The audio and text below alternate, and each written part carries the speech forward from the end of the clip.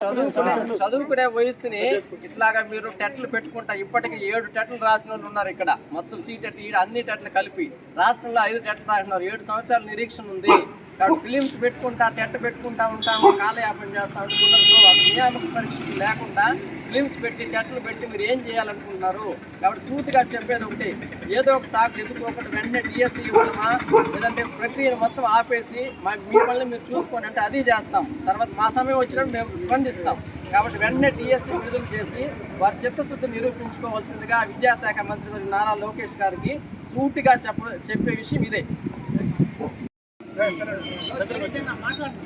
రాష్ట్ర ముఖ్యమంత్రి వర్యులకి, మానవ శాఖ మంత్రులు గారికి రాష్ట్ర డిఎస్సీ అభ్యర్థుల తరఫున ఒక విన్నపము. ఏమనగా, మీరు ప్రభుత్వం వచ్చిన తర్వాత మొదటి సంతకం చేస్తామని చెప్పారు. దాని ప్రకారం మొదటి సంతకం చేశారు. మొదటి సంతకం చేసి కూడా 10 నెలలు కావస్తుంది. కానీ డిఎస్సీ నోటిఫికేషన్ రిలీజ్ కాలేదు. ఇందుకు గల కారణం ఎస్సీ వర్గీకరణ అనేది. ఎస్సీ వర్గీకరణ పూర్తి అయింది. కొంతమంది అభ్యర్థులు మళ్ళీ టెట్ నిర్వహించాలని కోరుకుంటున్నారు. అయితే ఎక్కువ మంది అభ్యర్థులు ఏమనుకుంటున్నారంటే, డిఎస్సీ క్వాలిఫై అయ్యి దాదాపు 6 టెట్లు, సెంట్రల్ టెట్లు దాదాపు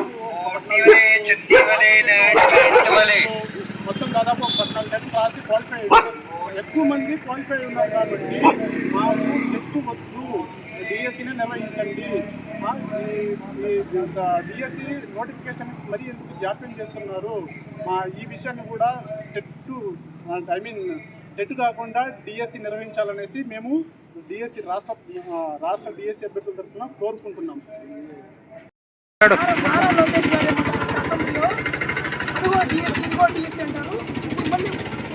ఎమ్మెల్సీ ఎలక్షన్ వస్తే కోడ్ అయిపోయింది. ఆ కోడ్ అయిపోయిన వెంటనే మళ్ళీ ఇప్పుడు వర్గీకరణ అంటారు. అంటే అయిన తర్వాత కాబట్టి ఇప్పుడు మళ్ళీ టెట్ అంటారు. ఇలా నెలలు ఇలా చెప్పుకుంటా పోతామంటే మా వయసులో అయిపోతాయి. మేము చాలా ఇబ్బందిలో ఉంటాము. దయచేసి మా యొక్క బాధల్ని, సాతగారిని అన్ని తెలుసుకొని వెంటనే డిఎస్సీ నోటిఫికేషన్ ఇవ్వాల్సిందిగా ప్రభుత్వానికి వినిపిస్తున్నాం.